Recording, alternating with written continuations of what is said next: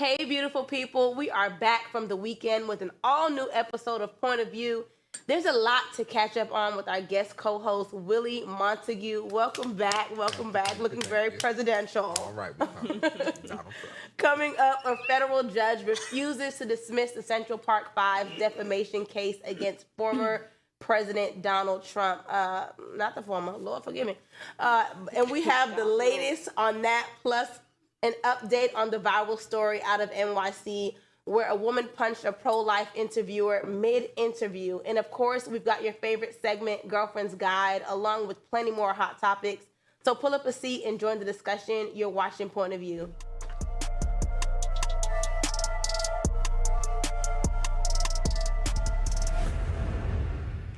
The Central Park 5 are making headlines again, and this time they're taking President Donald Trump to court.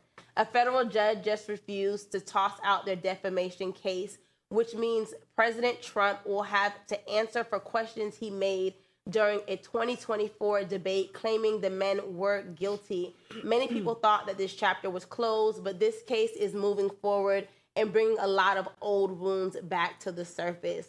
How do you guys feel about this? Willie, we're always throwing it to you unapologetically. So let's start with here. In the court of law, the law has already determined that they are not guilty. We do understand that oftentimes when President Trump makes statements that it could be misspoken. I believe that if we go back and look at some of the things that he will acknowledge that what he was saying was an error. And if you actually listen to if you actually go back and see, okay, this is about justice. They have the right to sue because they believe that it's defamation against them because they have already been found not guilty by a court of their peers. Now, what bothers me is that it's always President Trump that has been thrown into the mix of this. These guys are not guilty. Let them sue. Let the court go through the process, and y'all leave the great mighty President Trump. I was a little bit confused. I know that you advocate for President Trump here. Right. I mean, I hope that it works out to your advantage at some point soon. Yeah, soon. What I'm figuring out is that, in 1989, Donald Trump took out 4 full-page spreads. Right. Ads. Where's the error? Persuading the public that these young men were guilty of crimes should that be they killed. did not commit, and that they should go to jail and get the death penalty. That's what he said. So I mean, what hook should he be off now? Error? It's one thing if you said that, he was in error, even though he never admitted it, and you had left it at that. But then you like to go on and advocate for a flagrant liar who just has the besetting sin of lying. I don't think the truth nowhere in him. So who don't have the truth nowhere in him? Hey, I don't have to quote the words. Well, a lot of people, not just President Trump, but a lot of people have no. The devil ain't got the truth nowhere in him. And there's a lot of. And he got his son working right along with it. Well, Michael and don't do that. No, I wasn't saying that. No, not Willie. See? Willie's daddy, maybe. Who's obviously, who. But as I was saying, if you look at this is talk about legal thing. Y'all are just jumping on President Trump. The legalities of the matter. Action. At that time in 1989, God's sakes, I was 2 years old. So at that time that took place, it probably was a lot of people thinking that these people was guilty. Look at how many people and what they did with OJ. It's how far he went. But he wrote 100%. No, period. What about accountability at the end of the day? Who? And even though it was so many people that were maybe on a similar bandwagon at the time, taking out 4 full-page to ads, convince people were overworking overtime to persuade people for these men to lose their lives. But he didn't have no idea. What if they died? This is where That's right. This is what I'm saying. That's over a lie. They have been found not guilty. That's your good old. They are free. We have to acknowledge the present. Okay. What I'm saying is, What I'm saying is, But isn't he up on other charges, felony, like 32 counts? And he actually is guilty, right? The court found him guilty. They didn't find these young men guilty. Thank God. Thank God. That that their blood not on his hands. Okay. That's what he should be grateful for. But he don't need no forgiveness. So is Cat Williams. He loves God. But he don't need no forgiveness. Willie. Cat Williams. What that cat Willie got nothing to do with it, okay? You just trying to throw us off. Right. No Cat Williams now. I'm just saying, Cat Williams had charges too. And he's walking around. Felonies, no conviction. Same thing with President talking Trump. about your president, your good old president. But is he locked up? He is not. That's what's sad. He should be. But how many people, this is the sad part, if it was any other black individual that same way, y'all would want these people to be walking around here free.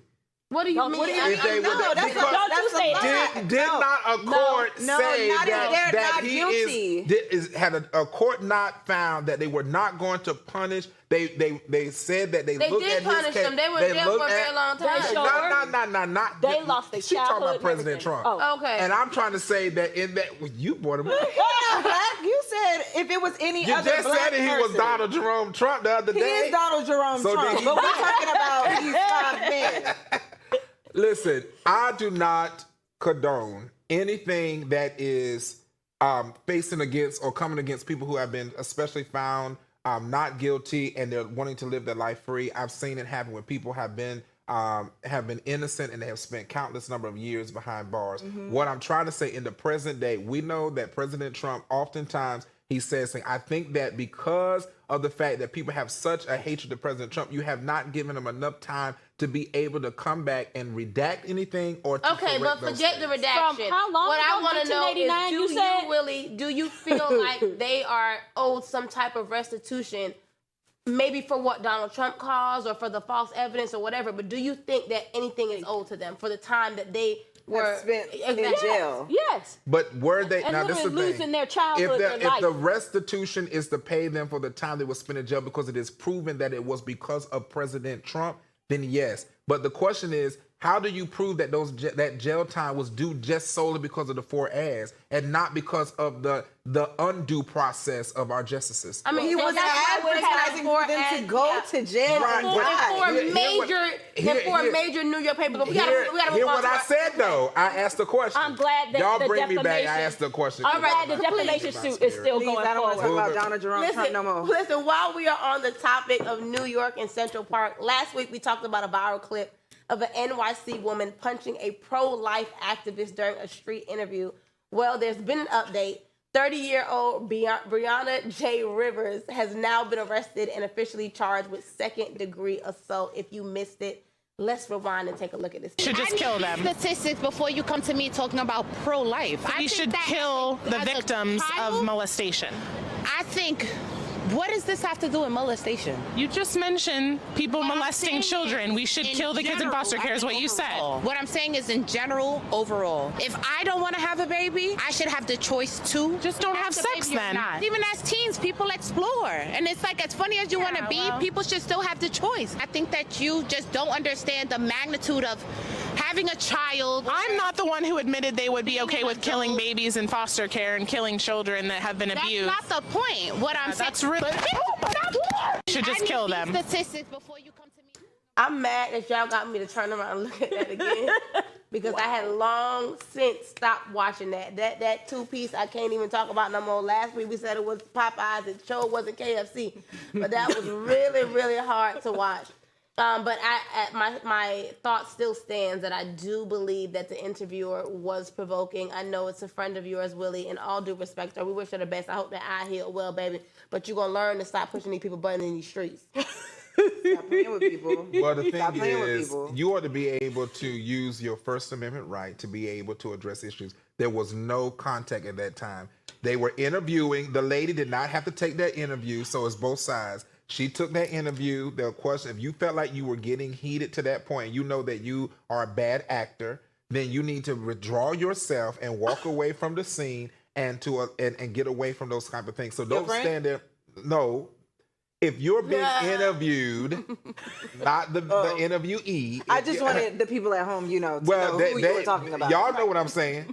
Okay. Now, if you're the one that's being interviewed and you felt like you just getting in this intense moment, then walk away. You got to have emotional intelligence. I think she wanted a moment and she got. Well, let me just say this. No, she for sure wanted that moment, and I don't know. I know you don't spend a lot of time on social media. As I don't, but I know you spend less time than me just because I am yours.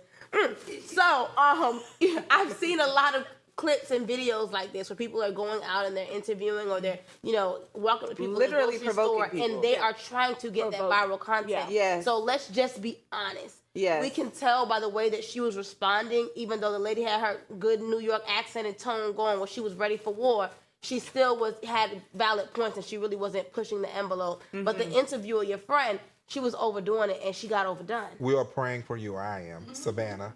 So I'm Don't glad. try to sue that lady, Savannah. We know you're gonna do it. I'm glad. She's a good woman, Savannah. Lock her up where she's going and let her take these second-degree assault charges because it is assault. It is assault, but this is why they need to do the podcast from the house, baby.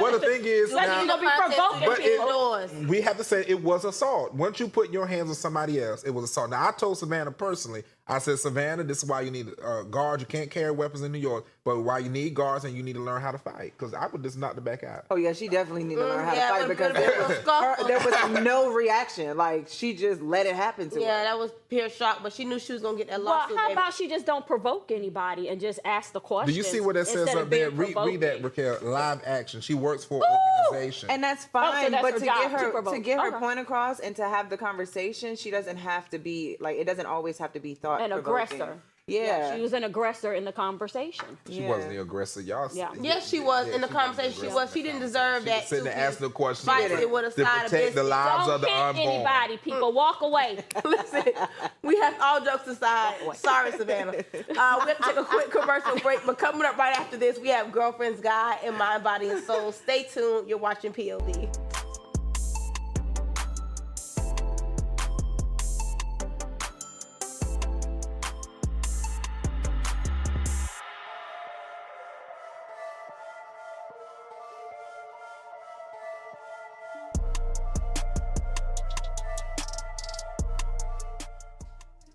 Hey, y'all. Happy Monday. Hey. I got a question. So what is the pettiest reason you've ever stopped talking to somebody? And do you regret it? Y'all ready to go? Because y'all look quiet. Okay, great. It's Monday. I'm here. I wasn't here on Friday. I got to make up for it. Yes. I don't know if this is petty, but maybe by someone's standards it is. I once stopped talking to someone because of the way she spoke to her mom.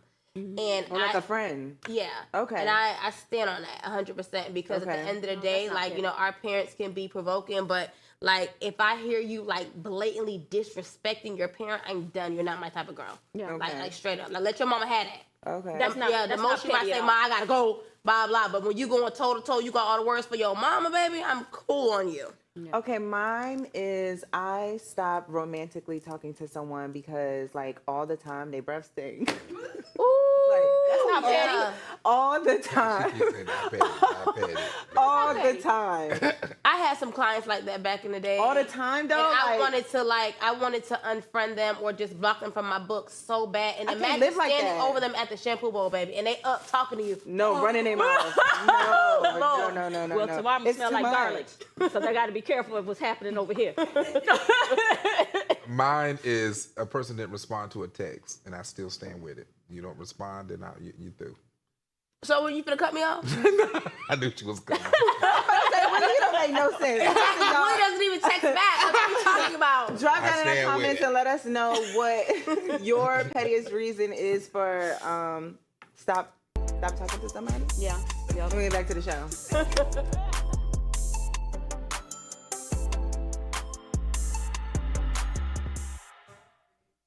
Welcome back. It's that time where we dive into all things love, life, relationships, and everything in between. Let's get into Girlfriend's Guide.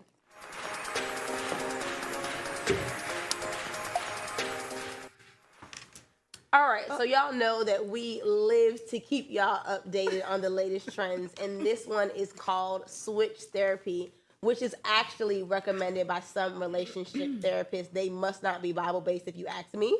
But couples who are on the verge of breaking up intentionally dating other people, yes, you heard that right, to gain perspective on whether their current relationship is really worth saving. The goal is clarity, but let's be real. It also opens the door for a whole lot of drama, jealousy, and heartbreak.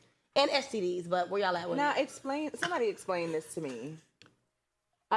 So they're saying, I guess, that you should switch your partner if you're going through a rough spell in your relationship or if it's not working out. Just switch and get a new partner. That's the new switch therapy. This is just a professional way to be a hoe. And Oh. so Are we I talking about just male think or female, right? hoe, whore, gigolo, whatever you want to call Okay. it. So My I just think that's goodness. what it is. I mean, I'm just saying what what y'all think. I don't agree with the switch therapy. I don't agree with it. Absolutely not. For me personally, like switching my partner because we have an issue or we have a disagreement just sounds ridiculous.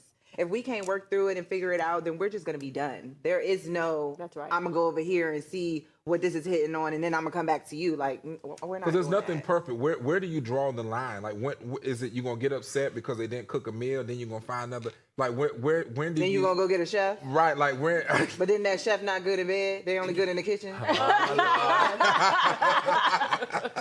I don't like it. It just feels like, here's this therapy is now normalizing doing things that are just not of like Yeah, we this say, is just not stupid. God. I'm so sorry. Yeah, This it's a hoe. We just can not say they clean had hands. whore and whores things in the Bible. Y'all scared to say the word whore. Start in there. It's a All right. So that's what tool. Yes. That's what it is. We call it Jezebelic. A tool. Okay. I'm done, not Jezebel. It's so funny though, because I think that, growing up and having, friends that weren't people of color, they dated a different way than we did. So Like how? they were serial daters. They had options, and not that we didn't have options, but we never utilized them really. You meet somebody, you like them, you go together. Y'all might have a baby on the second date. Real bad. You know what I'm saying? Exactly.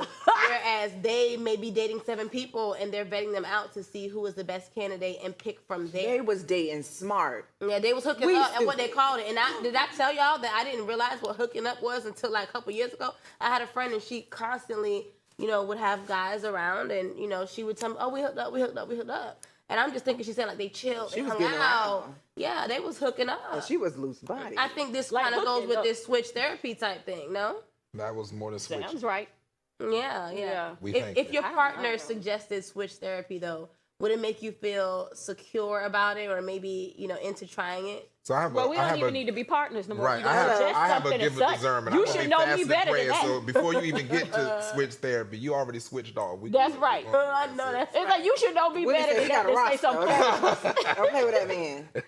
No, done. Listen, I wouldn't know. If my partner suggested it, I would be like, absolutely not. This relationship is over. It's over. At the point that you make me feel like you want to go explore other options, this is done. Yeah, you sound like you ready to cheat. You Yeah, ready to do that's something. how This I've is always, done. Right. I've Yeah. always felt that way.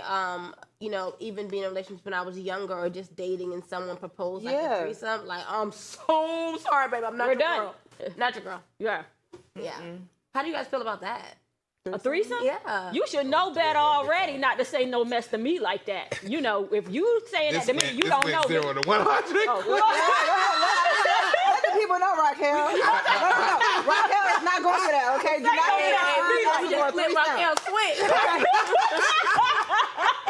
I'm done. Woo! Listen, but with so many new, techniques, trends, words, phrases coming up, with this new modern society, these young kids, these new generation, how do we think that this switch therapy is something that they're going to be implementing? And even it makes me think about, when we said a couple weeks ago that they are going to be the new millionaires. Imagine millionaires doing switch therapy. Like, oh my God, this would be like STD City. They're a just seems Babylonian generation. Yeah, it They're a seems like generation that do not thy God, if you read in Judges. And so that's up to us to bring revelation and power. But you can go ahead and continue. I just want to bring a little word real fast. It just seems like another way the world is trying to normalize things that are against God. And that's what it just seems like. But what do we This say about the people indoctrination. who are in other countries who think that it's okay to have like 7 wives and things like that? They're living under a Levitical law from the structure that was there. That era in place there's a revelation. Just because you're in the wilds of the jungle, there still becomes a revelation that something is not right. So no matter what we say about what people live, whatever, we even though our brains are finite, we are still connected to to the creator, whether we believe in him or not. And there's something within us, our DNA, that develops to let us know when error is in play. It's called conviction. Now, some people just need to find the Lord and find it. I'm with you when you're right 100%. Now listen to you. And I'm telling you, definitely on that, because thinking about other countries and the things that happen there, I did see the other day that I can't remember which country it was that was allowing child brides, and there was a child bride 7 years old that I guess on the night that they consummated the marriage, she died, literally. So at the end of the day, that's where that she died. Yeah, she was a little tiny baby and 7 years old. Yeah, that's how Consummating this ungodly marriage. Oh my God. And she died. Yeah, so all right, she y'all. was made victim to this foolishness. Okay. But let's move on to our final segment of the day, mind, body, and soul.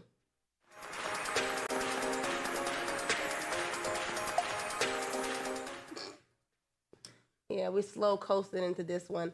This is a heartbreaking story out of Houston. Former LSU wide receiver and first round draft prospect of 2025 NFL draft, Kyron Lacey, has tragically passed away at just 24 years old. Authorities said it was apparent suicide following a police chase that began after a family dispute, where it's alleged he fired a gun and then fled the scene. Kyron was found in his car with a self-inflicted gunshot wound. At the time, he was also dealing with some serious legal challenges, including charges tied to a fatal car crash from late 2024. His father, Kenny Lacey, has since spoken out, urging parents to check in on their kids and have these real, vulnerable conversations about mental health. So I have a 17-year-old. He is, in love with football. He plays football for his local school. And, since the passing of Kyron, I remember over the summer and last year him watching, and staying close with Kyron's story and, just the prospect of him going to the NFL. And so he is like literally in shambles and some of his friends. And so, I did want us to talk a little bit about it today, just with these kids. And Kyron was 24, a young man, but mental health is so important.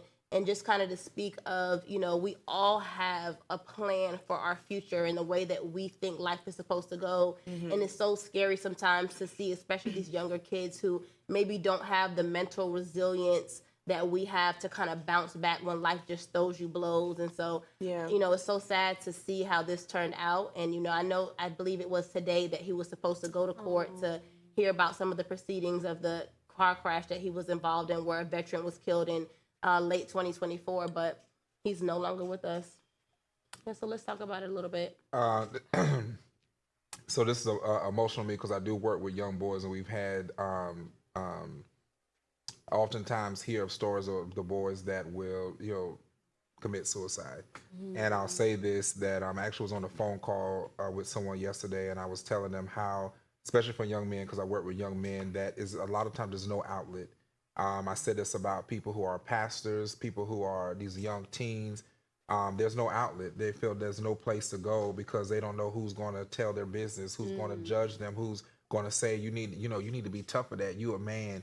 And so I feel like whether it's therapy, whether it's a friend, whether it's someone, that you have to check on the mental health of the people that are around you.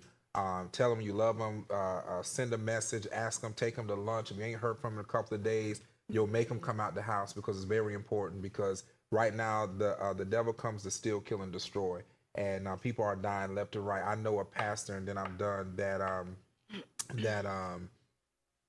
yesterday we got the news that he passed away. We did a service at his church, but during that time, we heard the news when we went to his service that he didn't come to service because he was battling depression.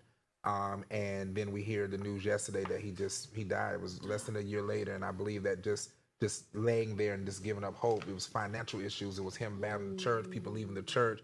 And so I just love one another. That's why I would say that. So. Do you think like the suicide rates have increased over these past years, or maybe it's always been like this, but since we didn't have social media or whatever at the time, we didn't hear about it. Mm-hmm. But now, we're hearing about it more because it's increasing, or it's definitely increasing. It's always been okay. I know a guy now that was talking to the same thing. He's young too, young man, and he's like, I don't know how I'm going to make ends meet. I'm trying to provide for my family. I can't afford rent. I can't buy gas. I can't do these things. And so, you know, they go stealing and then you go steal, you know, then you get in trouble with the law, but it's like resources only so much. You get on the phone and they tell you call this number, that number, and they done gave out the resources. So I feel like so many people are bogged down with what can we do to help our family if we don't have the resource to do it. And so people feel like it's easy. I watched a guy, I don't know if you saw the video, the guy that was going through a court battle and he was just crying out and he was like, I can't, he said, I just want my children, I want to provide, I can't do it. And he killed himself right there in his car on the live stream. My God, and we've been seeing so much of this as well. And so it had me really emotional, tied up these couple of days, and I keep trying to have that conversation with my son. But, you know, definitely if you have anyone that even seems like they may be a little bit off, my recommendation is for sure to lift them up in prayer, but check on your people, y'all. But that's a wrap for today's show. Before we head out, there's a quote for the day. Don't wait around for other people to be happy for you. Any happiness you get, you've got to take for yourself. And that is Alice Walker. Thanks for tuning in. Catch us here next time, weekdays, only on AFROTV. Good night.